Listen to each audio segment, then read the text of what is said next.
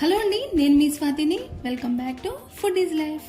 చిన్నప్పుడు మనకి చక్రాలు, ఇలాంటి చేతి చెక్కలు, స్వీట్స్ అవన్నీ కూడా మనం ఇంట్లోనే ప్రిపేర్ చేసుకుని అలా స్టోర్ ఉంచుకుని ఎప్పుడు కావాలంటే అప్పుడు తినేవాళ్ళం.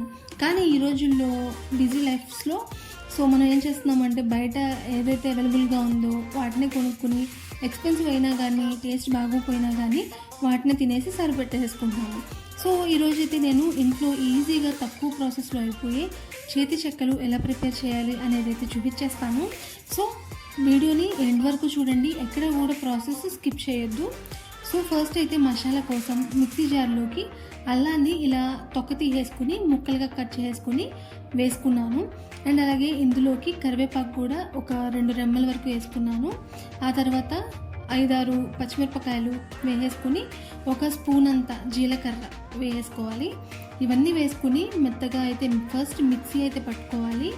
ఇవి మిక్సీ పట్టేసుకున్న తర్వాత ఇందులోకి ఒక చిన్న సైజు ఉల్లిపాయ అండ్ అలాగే 2 వెల్లుల్లిపాయలు తొక్కలతో పాటు వేసేసుకుని మెత్తగా మిక్సీ పట్టుకోవాలి.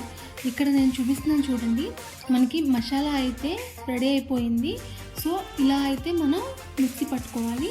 ఫస్ట్ అల్లమును అవి వేసేసుకుని తర్వాత ఉల్లిపాయ వేయాలి.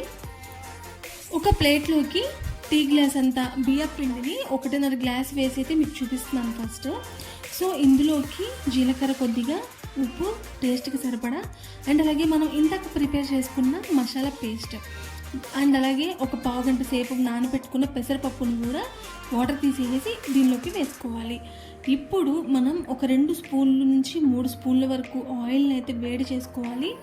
ఇలాగా వేడి చేసుకున్న ఆయిల్ని పిండిలో అయితే పోసుకుంటే మనకి గుల్లగా క్రంచీగా చాలా బాగా వస్తాయి. మనం ఈ ఆయిల్ ప్లేస్లో డాల్డా అయినా వేసుకోవచ్చు, వెన్నపూస, ఇవైనా కానీ వేసుకోవచ్చు. అవి అవైలబుల్గా లేవు కాబట్టి కాచిన నూనె అయితే వేసుకున్నాను. ఇలా వేసుకున్నా కానీ మనకి క్రంచీగా బాగా వస్తాయి అన్నమాట, గుల్లగా. ఇలా పిడికిలతో ఇలా పెట్టి చూస్తే మనకి ముద్దలా ఇవ్వాలన్నమాట పిండి అనేది. అలా అయిన తర్వాత మనం కొద్దిగా వాటర్ పోసుకొని మంచి చపాతీ పిండిలాగా కలుపుకోవాలన్నమాట. పిండి కన్సిస్టెన్సీ అనేది మనకి మరీ పలచగా అయిపోకూడదు, లేదు అంటే మరీ గట్టిగా కూడా ఉండకూడదు. నేను ఫైనల్గా కలిపేసిన తర్వాత చూపిస్తాను చూడండి. అలా అయితే కన్సిస్టెన్సీని పెట్టుకున్నాను అనుకోండి, మనకి నూనెలు వేయగానే విడిపోవడము లేదంటే ఎక్కువ నూనె పీల్చేయడము అలా అయితే జరగదన్నమాట. మనం పలచగా కలుపుకుంటే నూనె ఎక్కువ పట్టేస్తుంది. ఫైనల్గా ఇలా పిండి మొత్తాన్ని కలిపేసుకున్నాను. ఇక్కడ చూస్తున్నారు కదా, ఈ కన్సిస్టెన్సీలో మనమైతే పిండి ముద్దని రెడీ చేసేసుకోవాలి, కలిపేసుకుని. ఇప్పుడు దానిలోంచి కొంచెం పోషన్ తీసుకుని సమభాగాల్లో డివైడ్ చేసుకోవాలి. ఇలా చేసుకుంటే మనకి అన్నీ కూడా సేమ్ సైజులో వస్తాయన్నమాట. దానికోసమని ఫస్ట్ నేను ఇలాగా ఈక్వల్ పార్ట్స్గా డివైడ్ చేసుకుని మనం రెడీగా పెట్టేసుకుంటున్నాం అన్నమాట. ఇప్పుడు వీటిని మనం ఎలా ప్రిపేర్ చేసుకోవాలో చూపించేస్తాను. మామూలుగా చేతి చెక్కలంటే ఇలాగా వేళ్ళ మీద పెట్టుకుని ప్రిపేర్ చేసుకుంటారనమాట. కానీ ఎక్కువ చేయాలి అనుకున్నప్పుడు అయితే మనకి ఇలా చేతి మీద పెట్టుకుని చేయలేము. దానికోసమని ఒక ప్లాస్టిక్ కవర్ మీద అయితే పెట్టేసుకుని ఇలా ఒత్తేసుకుంటున్నారు చేత్తో.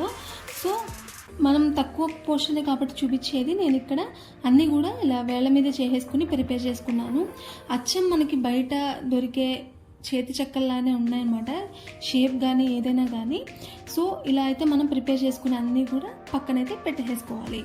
ఇలాగా మనకి చెక్కలు చేసుకునేటప్పుడు ఎడ్జెస్ అనేవి పగుళ్ళు లేకుండా ఈవెన్గా స్ప్రెడ్ చేసుకోవాలి. ఇప్పుడు మనం చేతి చెక్కలన్నీ కూడా ప్రిపేర్ చేసుకుని పక్కన పెట్టేసుకున్నాం కదా, వీటిని డీప్ ఫ్రై చేసుకోవడానికి ఆయిల్ని అయితే పెట్టేసుకున్నాను. ఆయిల్ కొంచెం హీట్ ఎక్కిన తర్వాత అయితే మనం ప్రిపేర్ చేసుకున్న అన్నీ కూడా వేసేసుకోవాలి. ఒకదానికి ఒకటి అతుక్కోకుండా చూసుకుని కొంచెం కడాయికి ఎంతైతే సరిపోతుందో అంత వేసేసుకోవాలి. మిగిలినవి రెండో వాయిలో అయితే మనం ప్రిపేర్ చేసుకుని వేసేసుకున్నాము. ఇంకొకటి ఏంటంటే, కడాయిని లోతుగా ఉన్న కడాయిలోకి తీసుకుంటే మనకి ఇవన్నీ కూడా బాగా వేగుతాయి, ఒకదానికొకటి అతుక్కోకుండా ఉంటాయి, అండ్ అలాగే గుల్లగా మంచిగా పొంగుతూ బాగా వస్తాయి అన్నమాట. వీటిలోకి చాలామంది నానబెట్టుకున్న సగ్గుబియ్యాన్ని కూడా వేసుకుంటారు. అవి కూడా వేసుకోవచ్చు, చాలా బాగుంటుంది. ఇక్కడ నేనైతే వేయలేదు, మీరు కావాలి అనుకుంటే సగ్గుబియ్యం వేసుకోవచ్చు. అండ్ అలాగే నేను ఇందులోకి పెసరపప్పునైతే వేసుకున్నాను. చాలామంది పచ్చిశనగపప్పును కూడా వేసుకుంటారు. కాకపోతే అది వేయాలి అంటే ఒక అరగంట ముందు నుంచి వాటిని నానబెట్టుకోవాలి. అప్పుడే అవి నాని మనకి ఈ పిండితో కలిసి వేగేటప్పుడు మంచి టేస్ట్ అయితే వస్తుంది. తర్వాత మనం ఉల్లిపాయ ముక్కల్ని మిక్సీ పట్టేసాం కదా, మీకు కావాలి అనుకుంటే చిన్న చిన్న ముక్కలుగా కట్ చేసుకుని పిండిలో విడిగా అయినా కానీ కలిపేసుకోండి. టేస్ట్ ఏమాత్రము కూడా తేడా రాదనమాట, చాలా బాగుంటుంది ఉల్లిపాయ వేసేటప్పటికి. సో ఫైనల్గా ఏంటి అంటే ఇవి మనకి ఒక 15 రోజులైతే స్టోర్ ఉంటాయి. చక్కగా వీటిని ఇంట్లోనే ప్రిపేర్ చేసుకుని తక్కువ ఖర్చుతో తక్కువ శ్రమతో మీరు కూడా దీన్ని మంచిగా ఎంజాయ్ చేస్తారని నేనైతే ఈ వీడియోతో మీకు ఈ రెసిపీ అయితే షేర్ చేసుకుంటున్నాను. సో ఇవి క్రంచీగా మరింత క్రంచీగా రావాలి అంటే ఒకసారి వేయించి తీసేసి మళ్ళీ అన్నీ కూడా ఒకసారి వేయించుకుంటే చాలా క్రంచీగా అయితే వస్తాయి. సో ఈ వీడియో మీకు నచ్చిందని అనుకుంటున్నాను. మీరు కూడా తప్పకుండా ట్రై చేయండి. మీ ఫ్రెండ్స్ అండ్ ఫ్యామిలీ మెంబర్స్ కూడా ఈ వీడియోని షేర్ చేయండి. ఎప్పుడూ పిజ్జాలు బర్గర్లే కాకుండా ఇలా మనం ఇంట్లో చేసుకునే చేతి చెక్కలు అండ్ అలాగే చక్రాలు ఇలాంటివి కూడా ట్రై చేయండి. ఈ వీడియో కనుక మీకు నచ్చినట్లయితే ప్లీజ్ సబ్స్క్రైబ్ టు ఫుడ్.